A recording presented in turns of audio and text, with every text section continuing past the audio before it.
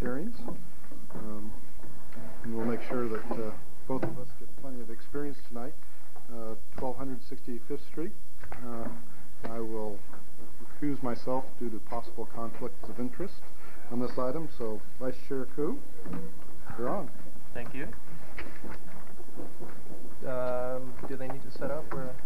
Yeah, the applicant just stepped in. I just wanted to... Do you want to set up anything? Did you need to set up, and you need any time, or are you prepared? We don't have any exhibits. Okay. Okay. All right, let's get right. We're set to go. This is yours? Yes. Barry, this is yours? Yes, this is an item that came before the Planning Commission in early December, to give informational background with regard to the project and to solicit comment from the Planning Commission. The project is in a 79,000 square foot industrial building, former Oliver Rubber, and at this point it's now they're now requesting a conditional use permit and design review approval for 50 residential lofts. Other requests have to do with a rezoning to rezone the property from IG, which is general industrial, to IL, which is light industrial, as well as approval of a negative declaration to complete the environmental review.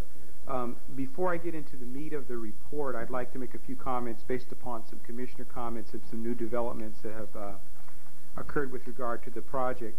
The staff report inadvertently indicates that there are 61 off-street parking spaces available, and the correct number should actually be 59. The Commission had given us direction early in December that we should not count the spaces in the right-of-way, and those were inadvertently counted, and if we remove those spaces as the Commission had asked, you will find that there are 59 spaces.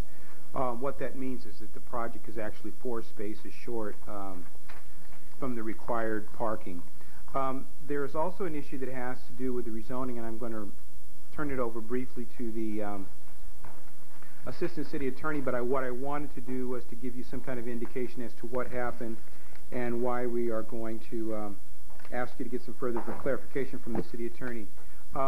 The proper notice for the rezoning was, although it was indicated in the staff report that the rezoning would occur not only on the subject site but to the site directly east, which is the key curriculum UC building, it was not clearly indicated in the resolution and other parts of the documents, and therefore we must do some renoticing, and the Planning Commission can actually open the hearing and actually take testimony on it, but you would not be in a position to actually act on the rezoning. That does not preclude the Commission from acting on the design review or the conditional use permit. Any kind of action you take with regard to those permits is subject to actually final approval of the City Council, so those would be contingent approvals. The negative declaration the Commission can act on, and that would be final. With a little bit more about the rezoning situation, I'm going to turn over to Assistant City Attorney Lynn Neerlin. Actually, I think you covered it pretty well, Barry. The issue is that the portion of key curriculum press not specifically noticed in either the agenda or in the resolution set forth for you. So depending, really I think depending on what the Commission's others are on the other items before it, we will look at how to procedurally deal with that and when and how to take the appropriate action on the zoning. Okay, what I'd like to do is actually get into the meat of the report and go through some of the key issues and items that we have found, and give the members of the public and the Commission a little more background on the report. There's several actual items and things that we want to update the Commission on, but what we'd like to do is actually start from where we left off in December. The Commission has gave us some specific direction in terms of how they wanted us to act, and I'd like just to refresh everyone's mind with that. They're actually indicated in the staff report, but I wanted to touch upon them briefly. At that time, we came to the Commission with actually 2 options for possible rezoning of that the industrial, and it was actually preferred, based upon the Commission from the Planning Commission, that we consider the IL zoning district for the rezoning for the residential portion. That was chiefly because the other zoning district industrial had more conflicting uses and was not as compatible with the residential use as the light industrial. So the Commission clearly indicated to us that they felt the light industrial is the more appropriate boundary and zoning designation, and that's what we have actually covered in the report. The second major item that was touched upon was the appropriate way to handle the height increases that were requested for the tower and the building adjustments. The Commission clearly indicated that they felt the use permit would be the appropriate mechanism, but that the architect needed to demonstrate sufficiently to the staff and the Commission that those height increases were actually necessary for the success of the project. We've also analyzed that in the report. Thirdly, the Commission was very clear with regard to the parking that the applicant must provide completely self-sufficient on-site parking for the project. As you know, before, under the previous request, which was 21 live, work, and 29 residential units, at that time in December required 71 parking spaces, and the applicant was deficient approximately 11 parking spaces. Since that time, the applicant has actually revised his request to convert the live workspaces to all residential. So now what you're looking at is 50 residential units. That converting of the units has actually reduced the parking requirement to 63 spaces. We have required, based upon the direction of the Commission, that the applicant provide those spaces completely on site or reduce the number of units and or increase parking so that there is a balance. The applicant also requests in lieu of fees, and the Commission made it clear at the last meeting that in lieu of fees was something that it really did not want to consider, that it would prefer the parking to be addressed in some other manner. As previously touched upon, the Commission indicated that the Union Pacific right-of-way was not in control by the applicant, and therefore we should not credit any parking in that area, and we have corrected that in there. So that in a nutshell was the gist of the directions that the Commission has given staff with regard to that. At this point, I'd like to actually get into the zoning considerations with regard to the zoning and the boundary change. And clearly, when we looked at it, and there's analysis in the report, we found that the light industrial would be the appropriate and actually a very positive way to do the evaluation of the site. It is consistent with the general plan as indicated in the staff report. It is less likely to be incompatible with surrounding uses, and it is more conducive to the proposed residential use. So at that point, the staff went into the field. We conducted some field surveys, and we determined that in order to make the boundary change as streamlined as possible, we extended it northward across 66th Street and eastward to the city boundary, to key curriculum as already indicated. This actually accomplished several things. It minimized conflicts with neighboring properties, minimized potential conflicts with changing or partially changing zoning designations on portions of other properties, and chiefly provided the applicant the opportunity to move forward with this application. So we found that the proposed boundary change as indicated and shown in your map in the staff report would probably be the most appropriate way to handle it. With regard to the use permit and height request, there were actually two requests that were actually itemized. Maybe should move to the...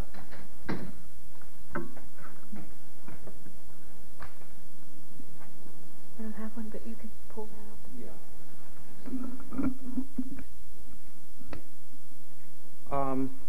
Where is that? The request came actually twofold. They had to deal with actual building height requests, which exceeded 40 feet. I believe the applicant is asked to extend up to 50, between 40 and 52 feet, which can be accomplished through the use permit. And also, which is not actually shown in this elevation, there was a request for a increase to the tower height up to 63 feet. Primarily, we felt that both requests were reasonable. The tower request we felt was reasonable because the tower actually was, in terms of the bulk, was actually an increase of approximately 20 some odd feet. But given the narrowness and the bulk of that tower, we found that it really wasn't intrusive given the mass and bulk of the surrounding height. And in a much more marginal way, the height increases for the building actually fell in line with some of the neighboring buildings, I believe Ryerson and some others, that actually are non-conforming structures but actually have a comparable height now. So we found that that would not, create some inconsistencies, or the applicant would be requesting something above and beyond what was already existing in the area. While I'm up here, I'd actually like to touch on the design review. The applicant has also provided a very interesting aesthetic with regard to the elevations. He's used actually, and he brought this before the commission felt it was appropriate. He used a very interesting combination of cement plaster, translucent glass, see-through glass with various panel lengths, as well as metal siding, which runs actually both vertically and horizontally. This here is the, I believe, the west elevation. I'm not certain, but you're going to see that you have metal siding that runs both vertically, horizontally. You're going to have flutes that are distributed. So you're going to have a lot of interesting things in articulation with regard to those elevations. So they'll be very interesting to look at, and they will actually break up the expanses of the buildings quite well. The other thing that is going to be very dynamic, obviously, about the building is the color, 2 shades of yellow. So maybe Sunkist would like to be situated here.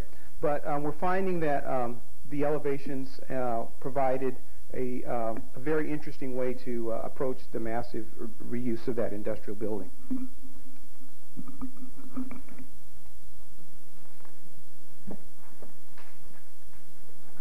I'd like to conclude the report by just touching on the parking situation.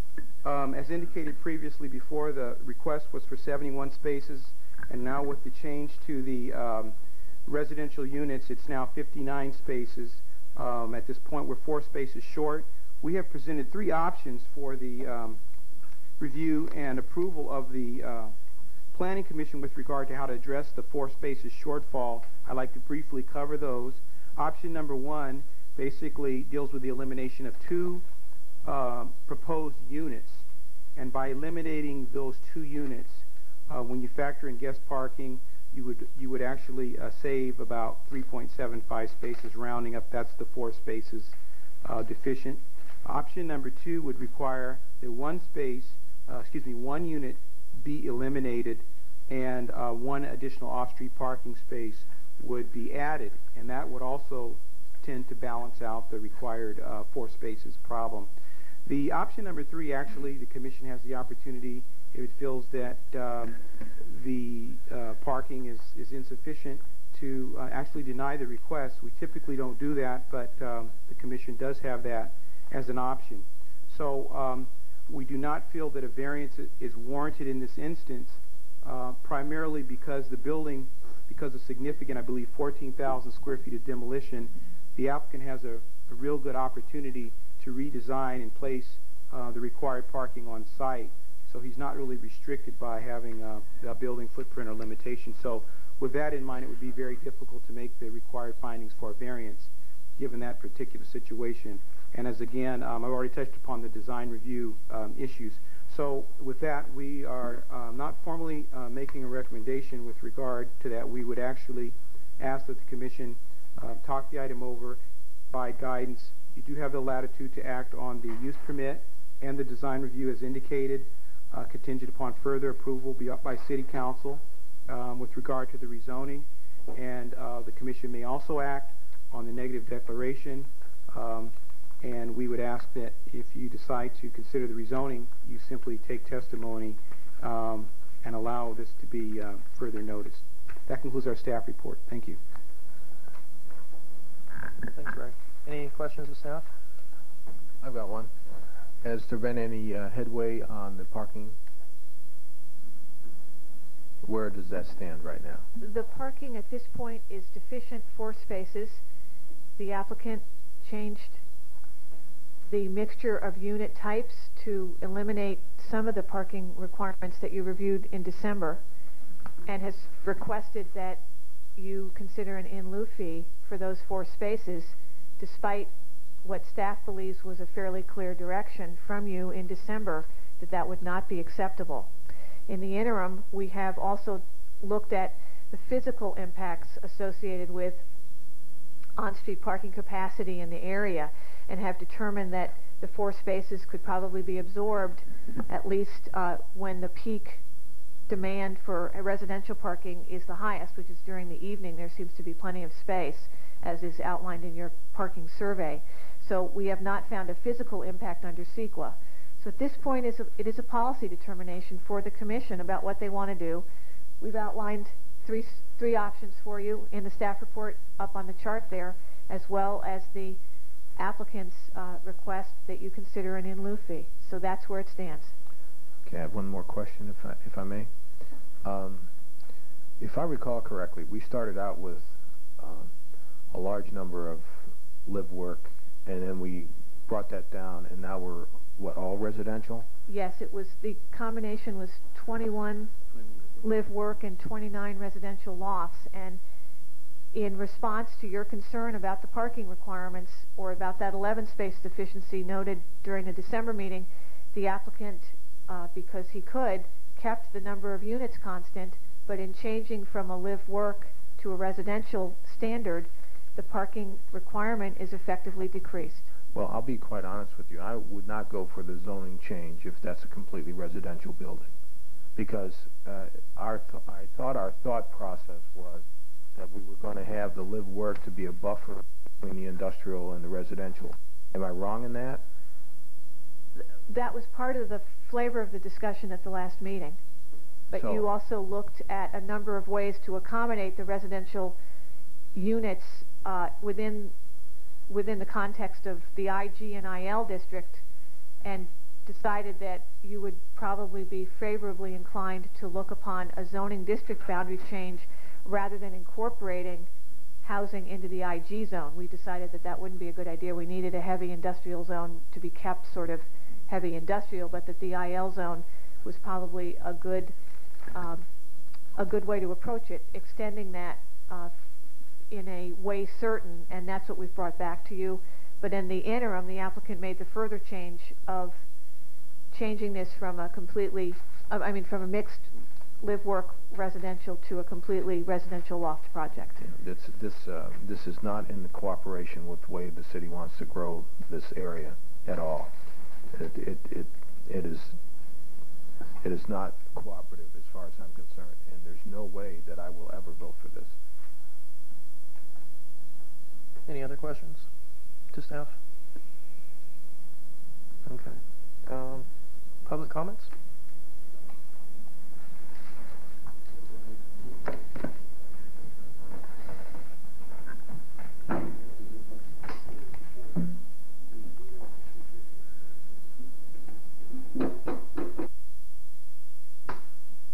Good evening, Commissioners. I'm Larry Stone. I'm a little confused as to the comment of the 2 spaces on the right-of-way. I think it accurately 63 is required, or 62 and a half, rounded off to 63. Mr. Harlan-Beatty certainly can confirm this, but I don't believe we have any spaces any longer indicated on the right-of-way to arrive at the 61.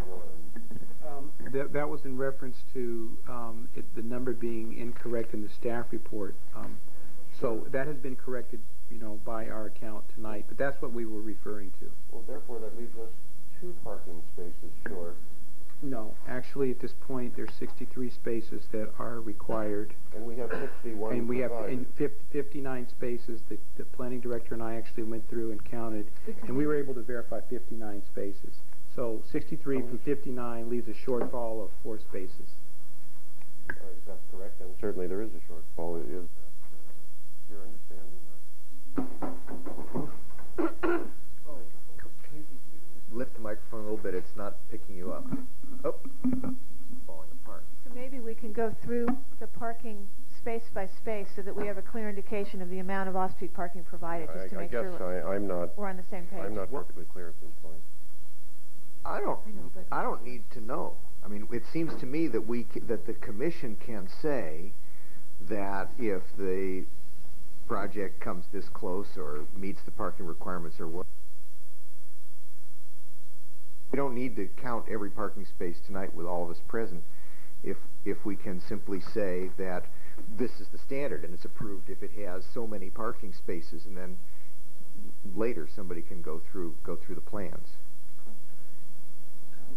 If I may comment, on page 9 of the staff report, right underneath the revised parking requirement, in asterisks and in parentheses,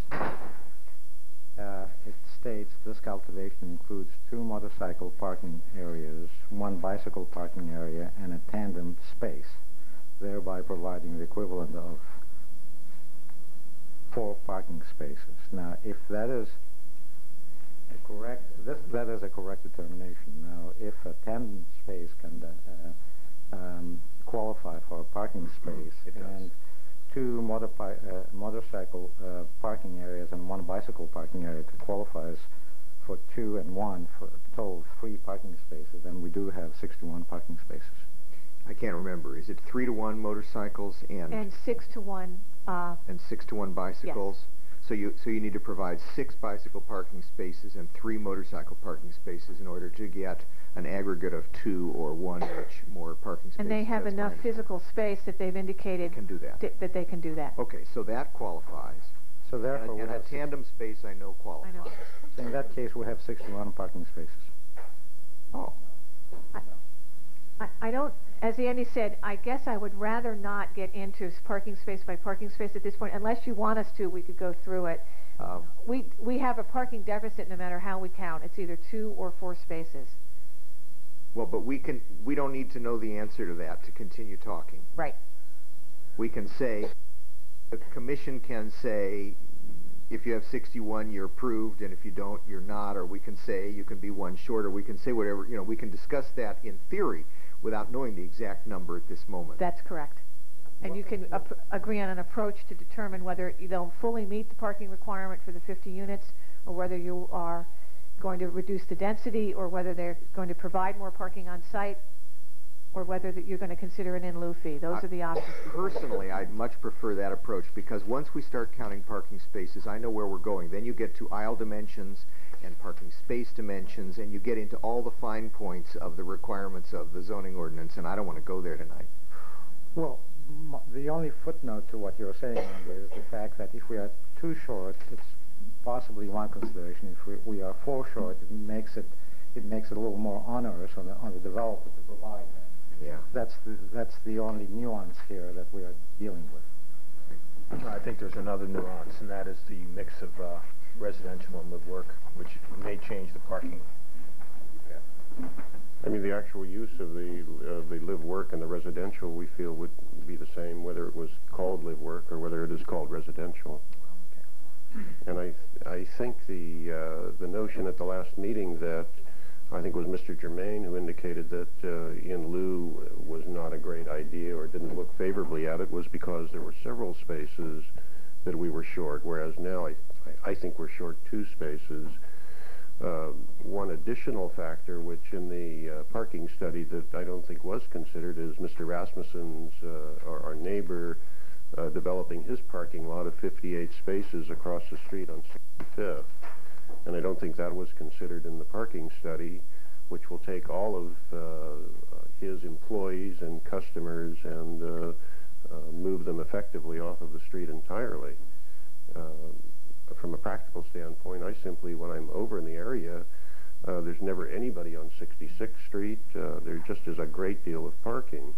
And I think the report has established, I think the study has established that there is really no major parking pressure. Additionally, the construction of the units and the staff report indicates that by this project being built, it actually provides less pressure than the existing use of Oliver Rubber Company when it was fully in activity. So we would ask that, actually would like to ask for a variance and have the Planning Commission consider that. It seems clear that the Planning Commission doesn't want to consider that, but short of that, we think certainly, if necessary, in lieu fees are more than adequate to offset this problem, which I don't think anybody sees as a major problem. sure that you sign in, please? Could you make sure that you sign in, please? Sure.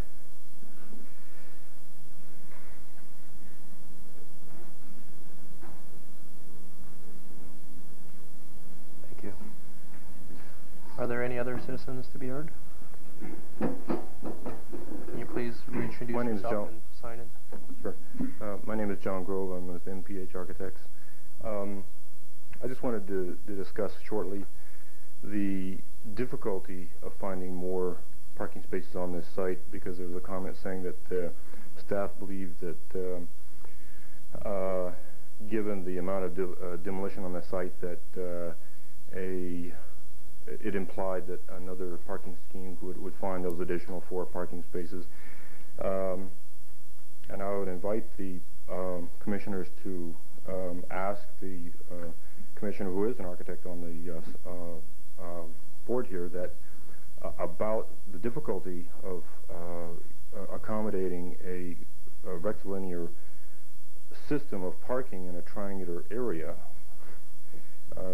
It's common sense says it's very difficult, and we've gone through many schemes on this site to maximize parking. We are not trying to deny the parking requirement. We feel that this is, if you look at it, we're up against the boundary lines in every place that you can get an orthogonal parking space. And given the fact that the building code is very restrictive about mixing uses, parking and especially the building type we're planning to use here, type 5, that to use that triangular area for parking would force us into a physical geometry that would cost a fortune. I don't quite understand how staff can arrive at that conclusion, frankly.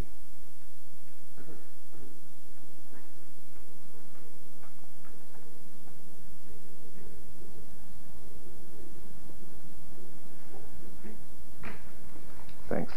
Thank you.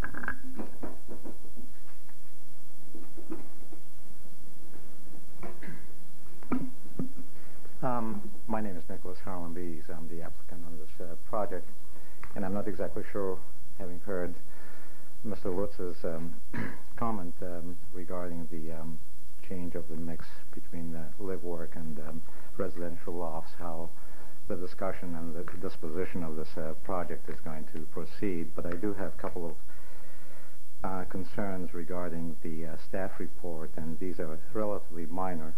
And one of them requires an additional condition if you do decide to accept our application and grant us the entitlements. And this is regarding the existing or past toxic. It refers to past toxic contamination of the site. We do not have a toxic contamination of the site. And we have the backup reports here. There were a lot of reports performed on the site, and there is no toxic contamination. And I would like to ask that sentence or those 3 words be stricken, because it does make a difference on. What condition are you on? Are you on? I'm sorry. We're talking about page 2. I'm talking about page 2 on the Emeryville on the resolution conditional approval. Yes. At the very L at the third line from the end, it talks about technical studies which document the past toxic contamination and measures required. There is no past toxic contamination of the site. I guess I need to respectfully disagree. We have documentation that there is a vault that contains Rafex or Rafex, which is a material used in rubber manufacturing, and there's the Alameda County Department of Health Services has indicated in a letter dated January 5th that if that is disturbed at all, ever, you need to put a deed restriction on the site, and you need to develop a remedial action plan that ever be disturbed. I beg to differ with the applicant respectfully. I think that there is notification that needs to be made to future tenants and or residents of this project, that they should be fully, that kind of information should be fully disclosed. I'm in possession of the same document here by ASC Aqua Science Engineers. It refers to an elevated concentration of Rafex was identified on the soil sample collected, 380 parts per million. This Rafex is a heavy petroleum hydrocarbon, much like the consistency of tar at room temperature. Rafex is an unregulated compound that does not contain light-end petroleum hydrocarbons. There are no regulatory cleanup goals established for this compound. It is not a toxic compound. It is this consultant's opinion that the Rafex detected in the soil sample collected from below the vault is not significant concentration requiring further assessment or investigation activities. ASC therefore recommends that the vault be backfilled immediately with import material. This is not a toxic substance. It's not regulated. It's not a toxic substance. I guess I need to just make sure that the Commission is clear that the letter from the Alameda County Healthcare Services Agency dated January 5th, 99 includes a similar statement. There is no further action required provided that the following conditions are met. Those conditions are outlined number 1 through 4. We have those in the conditions of approval. This is essentially outside of the city's jurisdiction to regulate. However, given your past practice with other sites of this nature where there has been heavy industrial use for long periods of time, you have indicated to us in the past, most recently with 1421 Park Avenue, that it is fairly important for future residents and tenants to know what has gone on the site. And I believe that the referencing of past technical studies and information is an important one, and the Alameda County Healthcare Services also requires a deed restriction. That is not lightly done. But so I am willing, to reword that, but I also believe that the intent and importance of that condition should remain in effect. Chair Coop, may I ask a question as long as we're on the subject? Yes, Andy? I was going to wait till we got into the conditions of approval, but I had a question about an ambiguity that I found wasn't fully answered in the documents provided. And that was that in Arabic number 1 on page 1 of the Alameda Healthcare Services Agency letter dated January 5th, it says preventive measures should be in place to protect the disturbance of the closed tank vault. Your proposal, this is a letter addressed to a representative of Oliver Rubber, your proposal to place a use restriction at the site is acceptable to both agencies. The letter, which is in our possession, however, does not identify the use restriction or the administration and enforcement of that use restriction. And I wondered if someone could explain that to us so that we have a sense of what those use restrictions might be. It refers to a previous document from Oliver Rubber proposing the administration of both the chlorinated hydrocarbon contamination in the groundwater, which is presumed to be from an upgradient site, and of the Rafex in the on-site vault. Well, my understanding of the use restriction would be the disturbance of the vault. Oh, that's it. Okay. I think, and that's my understanding as well. I have no problem identifying that and making it part of the condition. I'm objecting to the use of past toxic substance, and there is no past toxic contamination, at least not my understanding of it, the way it has been defined, and the fact that you cannot keep toxic substances unregulated. If this is unregulated, then it isn't toxic. You cannot have both. You know, Mr. Harvey, just for clarification, would you disagree or would you not disagree that Rafex is not an identified toxic substance, but perhaps toxic? I don't know too much about this. I'm not an engineer, and this is the first time I even found out about Rafex. But it's not a toxic substance. It's not an identified toxic substance? Well, would you not disagree with that? it talks, well, I don't know how to respond to your question.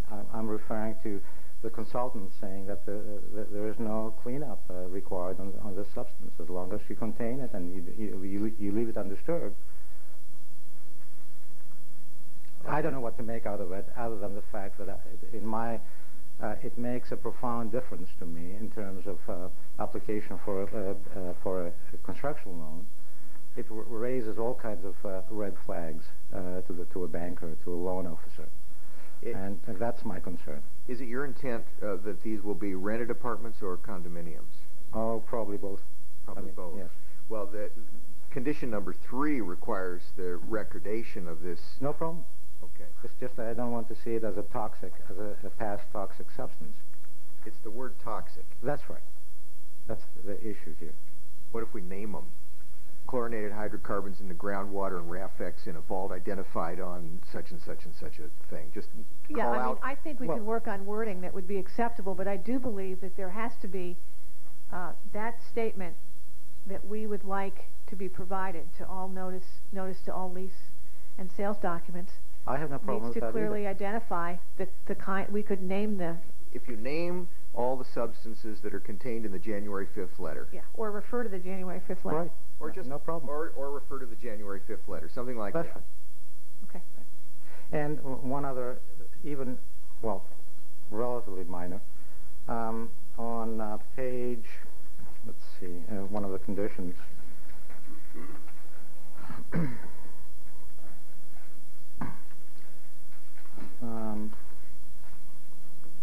Page number 3 of the public safety and parking, page number 3 of the conditions of approval. It would be my preference under D, public safety and parking requirements, under D, number 2, instead of identifying fire hose standpipes provided in the common area in the garage, common area and in the garage, I would rather see something to the effect that building code and fire marshal requirements are met. I think we're getting specific here, and I don't think this is a proper venue for that kind of specificity. The fire department has indicated in their review of the project that standpipes would be required. I believe that there is some latitude with regard to where those are placed, but they have indicated to staff that they would require standpipes. Well, my question is this a condition, rather than getting and discussing that and negotiating with it and trying to satisfy the building and the fire marshal? Is this the place where we have that condition? So how about if we put comma or otherwise as required by the fire department after that one? Okay. Thank you. Instead of comma or, how about comma and? And or. Well, no, there's no or. I mean. Well, he might require fire department connection or dry standpipe elsewhere on the property in some way. I mean, Nicholas and George may work something out that isn't exactly the letter of this little 2, and if it's okay with George, it's okay with me. Fair enough. So something like that. Thank you. Thank you. Are there any other citizens to be heard? Last chance. Public hearing is closed. Commissioners?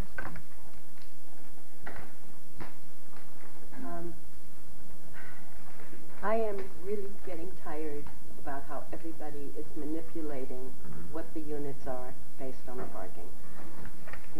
This is a beautiful project in an industrial area that lends itself perfectly to live work. And now, all of a sudden, because of our parking requirements, we have 60 one-bedroom apartment units that run from 810 to 1,300 square feet. Now, you cannot tell me that 1,300 square feet is a one-bedroom unit. So, taking it at what it really should be, the true live-work project, which is what it is. We're sitting here and we're being fed that there are going to be 50 one-bedroom lofts. That's ridiculous. What is it, 50 or 60? 50, right?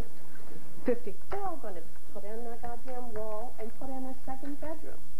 It's as simple as that. And so we're being manipulated all the time because of our parking requirements. And I don't know, it just bothers me that people just cannot make the project what the project is and try and do what the requirements are in regards to the parking. So what if it's only, what if it's only 45 units?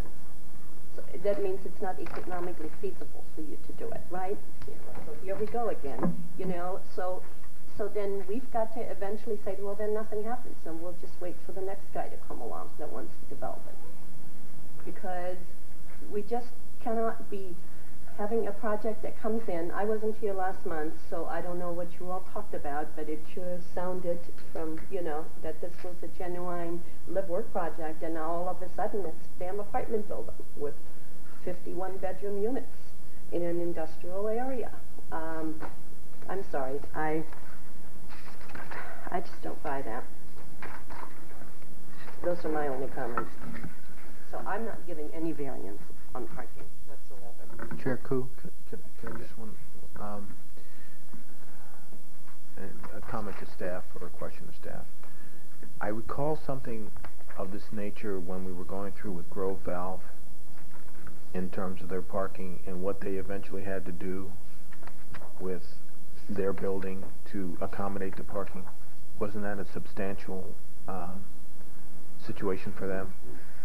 Yes, you reviewed a proposed use in the former Grove Valve building for a portion of the former Grove Valve building, and because it was a lot line to lot line building and they had been parking along 65th and 66th for many years, you were loath to continue that practice sort of unscathed. You wanted to make sure that they got the message that there needed to be a change in that, particularly with the potential intensification of uses in the remainder of the building. So you ended up putting a lot of restrictions on the uses of that building in a temporary way, and that warranted, or that they were able to think differently from that point on in a manner that they weren't before that. I guess I could say and that. Mr. Ellis said to this commission, without this parking variance, the project is Project's uneconomic and is dead and will not be built. That's correct. And they eventually demoed part of the building to incorporate the parking. Is that Yes, they took the western third and are building structured parking. Exactly how many spaces are we short? 4 or 2? Or 11. Depending on who's counting, it's either 4 or 2. Or 11 if they're live work. The difference, 11 short if they're live work? if those were all counted as live work, but they were never, the project never was proposed as an exclusive live work project. Well, the thing that bothers me is if we're short 2 or 4, not 11, 4. This is word salad here. All right. I remember distinctly, not too long ago, last year, where this commission approved en lieu parking on the street of 10 or 12 parking spaces. And We'll never do that again. I'm sorry, but if it's only 2 or 4, I say en lieu parking if they're going to, and there's plenty of parking on those streets at night, I know it. And if they're going to park on the street, they might as well pay en lieu parking. That was done and be considered again. Any other commissioner comments? I think there's members of the commission that have been here long enough to remember the times in the past where we've allowed spillover parking onto relatively unpopulated areas, and to find out 5 or 10 years later that all the area around those developments have been developed, and now there's a parking problem on the street. I think it's hasn't been said, but I think what the windshield survey I see on this commission is that buildings, developments have to park themselves. And I'm not too concerned about the live-work changing to residential, because I think that 95 to 99% of the live-work that's built is residential. Very, very few people use them as businesses or as incubator businesses or startup businesses. Lofts are a lifestyle, and that's what's being sold. When you put lofts or live-work on your building, it's a living place. I think that our zoning ordinance, though, should recognize that live-work is residential, or that residential is the same as live-work in these situations, and have a parking ordinance that doesn't allow you to flip-flop back and forth. Either a parking ordinance based on square footage for residential. Yes, that's what we need to do, based on square footage. Or this bedroom thing is, I mean, Yeah, you can call it a pantry, and you can call it a den, and you can call it whatever you want, but it should be based on... Many cities should be use a square footage standard. So that the developer doesn't have the confusion or the leeway, depending on how you look at it. And I'm also a big fan of the in lieu fee, but that's a contradiction. Okay, well, we're all dancing around the same thing, which is that the parking shortage, which is either a worse parking shortage because they should have been identified as live-work and therefore would have had more parking requirement, or because they are bigger and have more bedrooms and therefore would have had more parking requirement, or for some other reason. We're all coming to the same place, I think, which is this business that the project has to park itself. And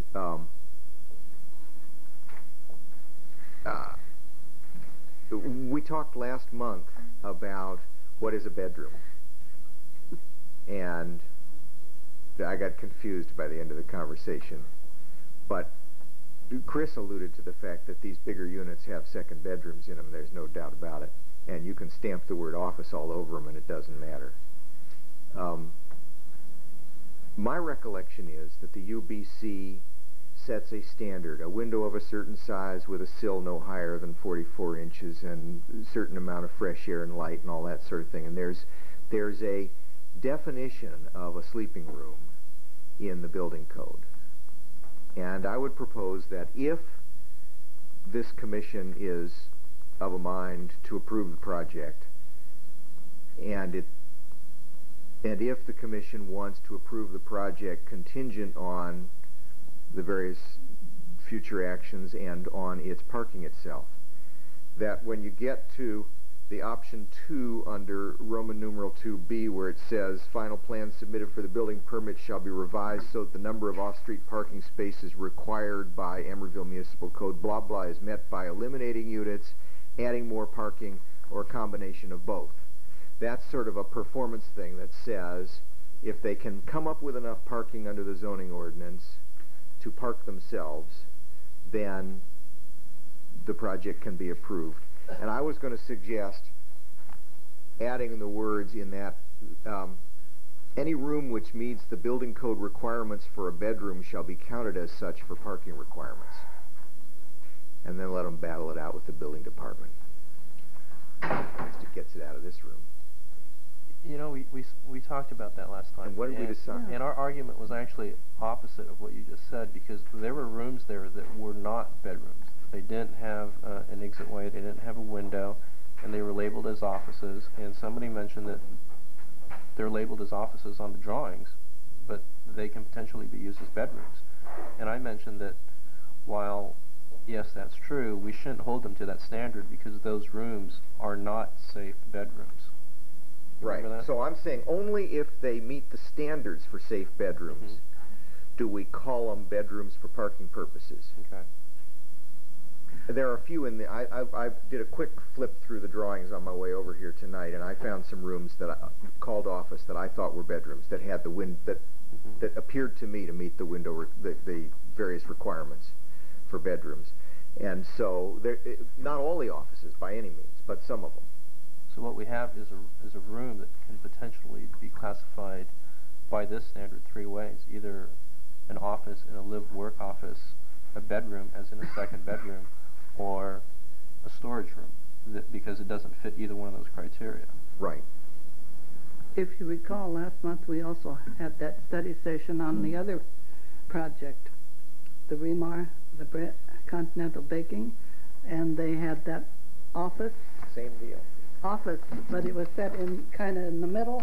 There was no outside, and we discussed then, well, who's going to police it anyway? Who's going to be going around and checking to see if it's used as a bedroom or an office? I ain't gonna be bedroom police. No, nobody is. Nobody is. So we had said, well, of course it's going to be used as a bedroom, Not my regardless. problem. No. Right. I agree with Andy. It's not a That's not a problem. bedroom. It's No, not. but according to them, it's an office.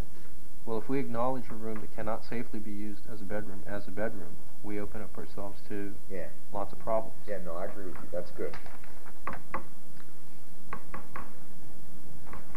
Any other comments? This Well, one's the a point is little moot. Now, if they're all residential, they have to meet the UBC, right?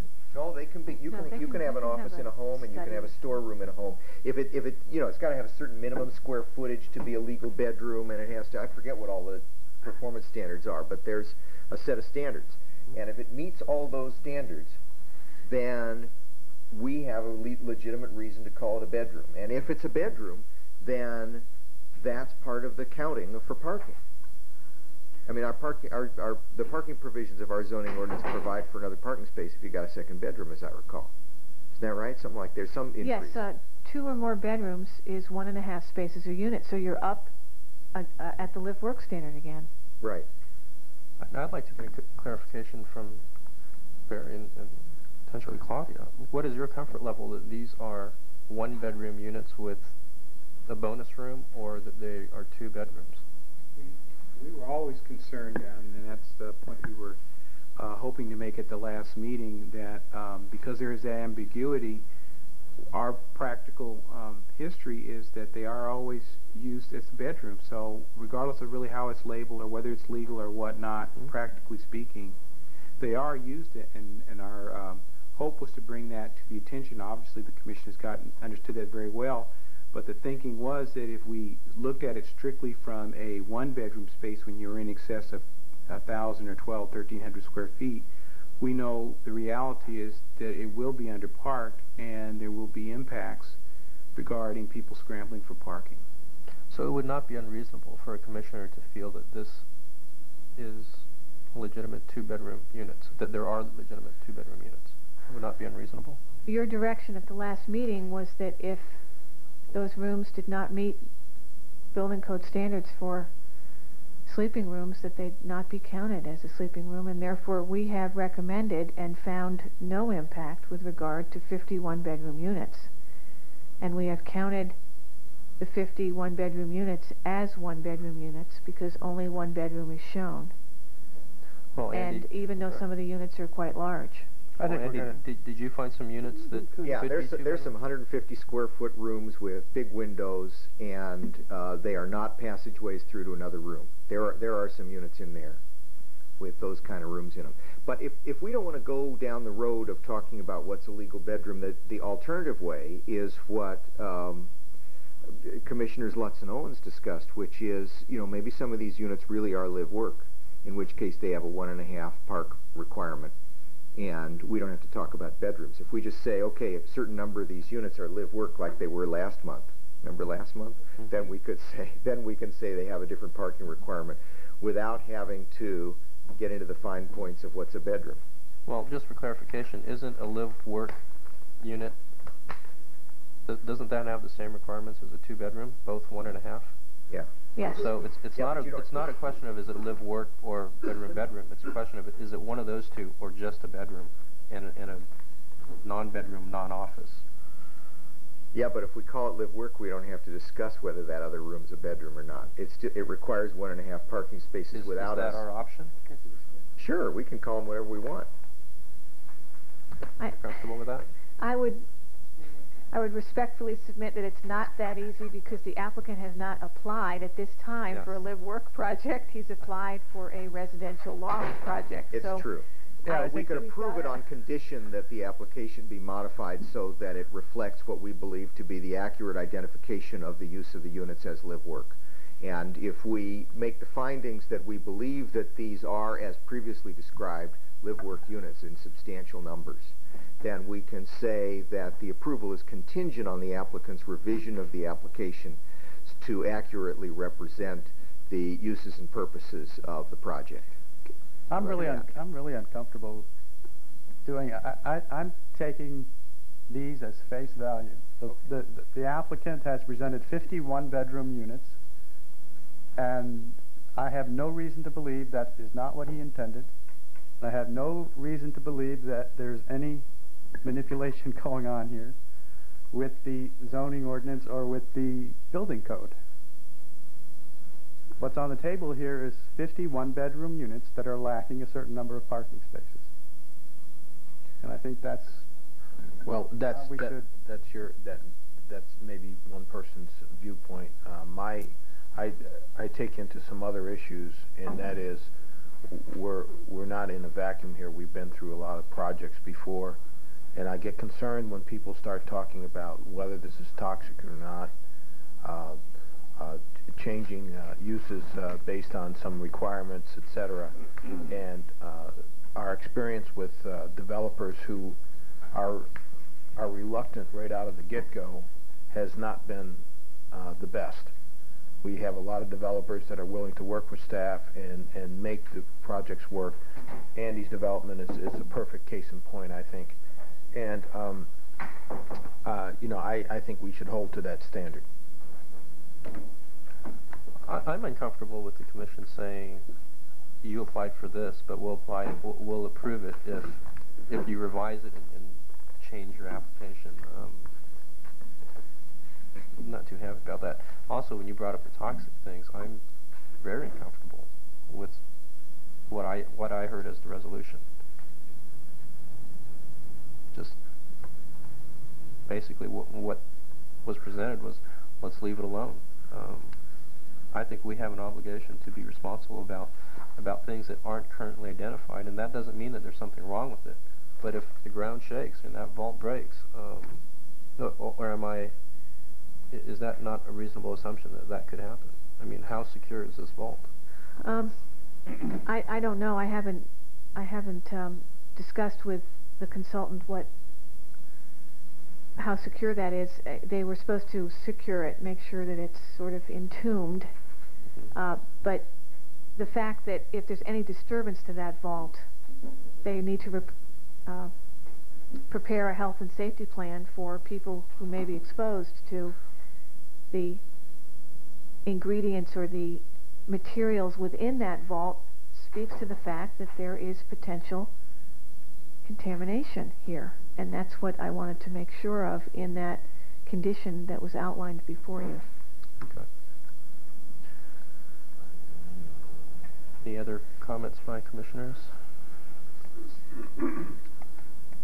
I'll end my comments by saying that I brought up about 4 concerns at the December meeting, one of which was passive, 3 of were that I asked for good reasons for variances or exceptions, and I didn't hear any of those addressed tonight.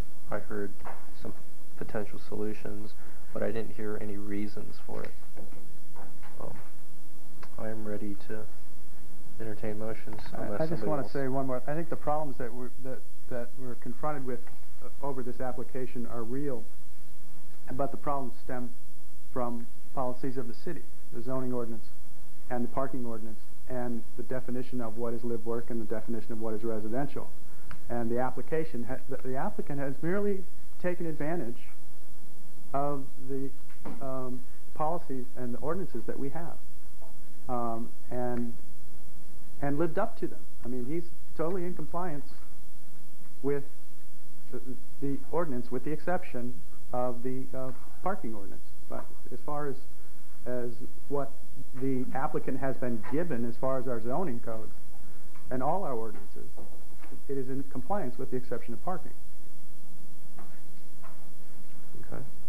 Well, does it make any sense, let me ask this, let me just throw this out, to continue this and see if the applicant can work out a better agreement with staff? I'm just throwing that out as a possibility.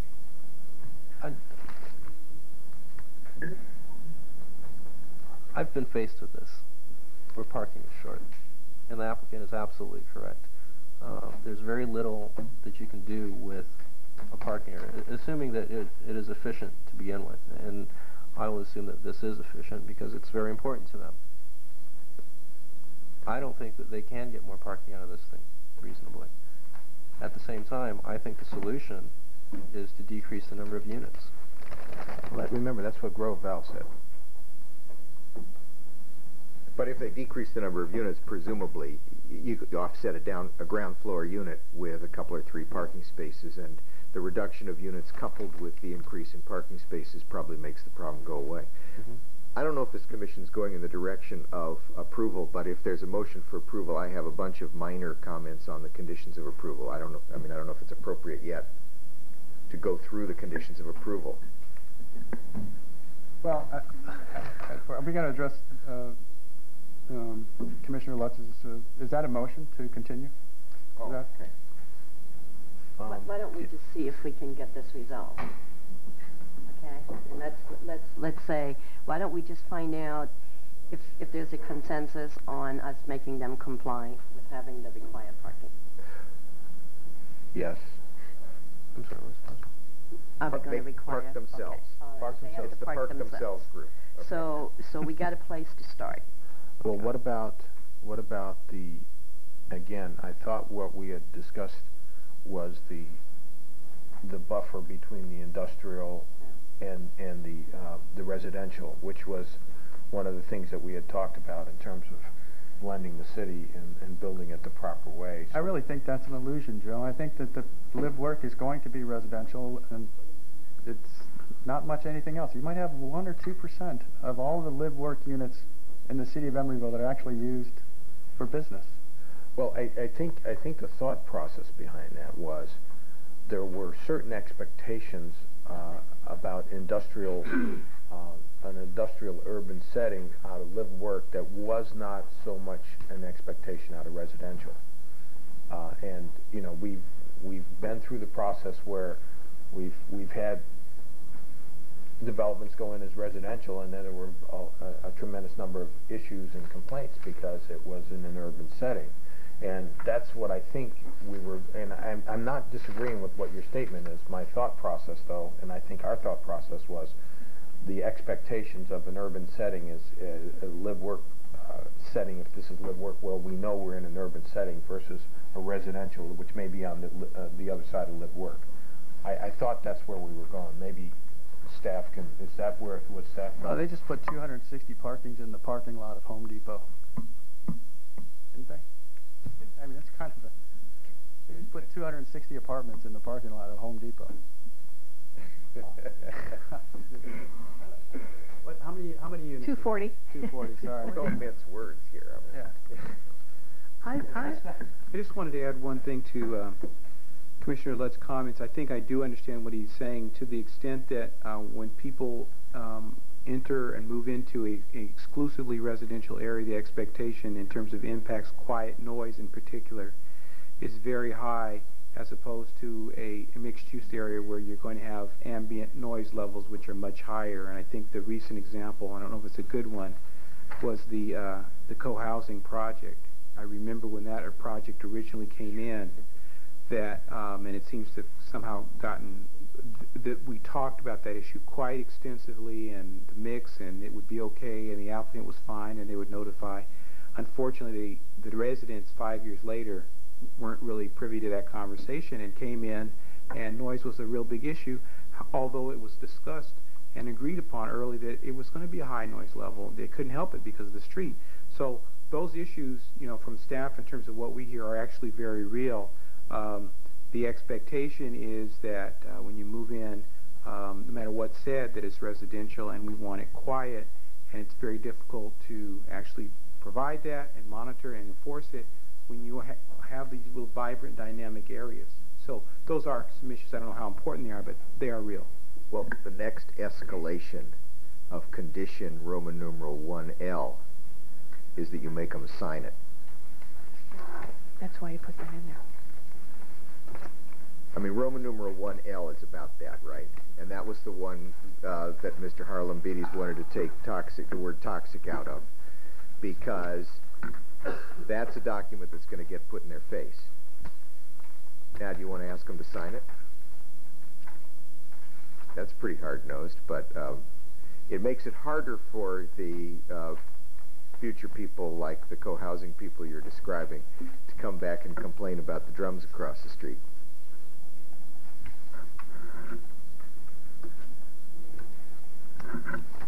Well, I guess another question to ask is Barry has provided us 3 options with this. Would we like to talk about that? I have an opinion. I thought we already did. They have to meet the parking requirements. Well, any one of the first 2 would do that. We'll leave that choice up to them to work out with staff. Okay. Well, that's what the option 2 in Roman numeral 2B is whatever they want for either option 1 or option 2 on the wall. It's, you know, park themselves and you figure it out. If you yank one unit and, you know, however you figure it out. Okay.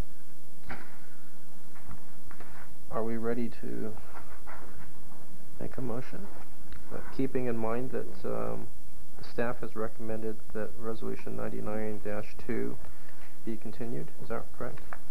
Right, and I guess our preferred action would be, given the broad discussion that was that occurred tonight on the parking option and how to solve it, that given that we've got to continue the rezoning resolution, that we continue the item pending the solution being brought back before you. So your recommendation is to continue everything? Yes. You want to hear my comments on conditions of approval, or just go on and do it next month? It would help us to refine the recommendations if you could go through them. Okay. Yeah, let's do it.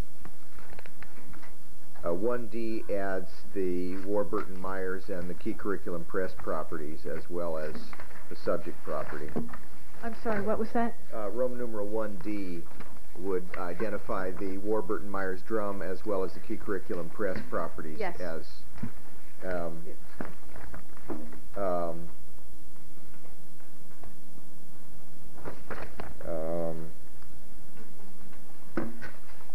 I have one more before that, which is 1A. Is this exhibit identified over here? Or that's this board behind us that shows all the Gucci stuff on it? Yellow. Is that identified? Look at the yellow. Is that in the plans? Is that identified in the plans? Yet another exhibit? This came in after the This was here last month. We'll add that. You want to identify Add the that yellow as an board? exhibit. Yeah. Okay. On 2A, final building permit plans shall include all special security measures as required by Emeryville Police Department standards. Yeah.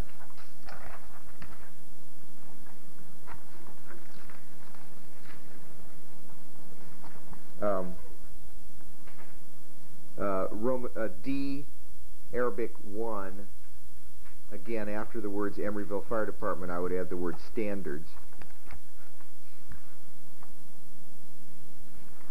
On Roman numeral 3A, plans submitted, etc., in accordance with UBC standards or other standards, as adopted prior to, rather than start of the permit process, I like a more definable moment, like adopted prior to the date of the first building permit application, or something like that, a more specific. And then further along, and constructed under the seismic provisions of the UBC for seismic zone 4, I would put a period after that and strike the words which provide design criteria which minimize the potential for collapse during seismic shaking. I don't want the city to be making any warranties with regard to that. In B on page 4, at the end of the first line, I'm not excited about the word should. I like shall or something else that's more sort of clear.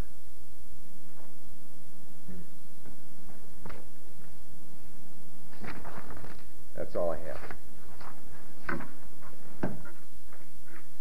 Any other comments on the conditions? Do I hear a motion? Move to continue. Commissioner Koo? Aye. Excuse me, Vice Chair Koo. Commissioner Owens? Aye. Commissioner Germain? Aye. Commissioner Ballangero? Aye. Commissioner Getz? Aye. And Commissioner Lutz? Aye. I would like to return control of the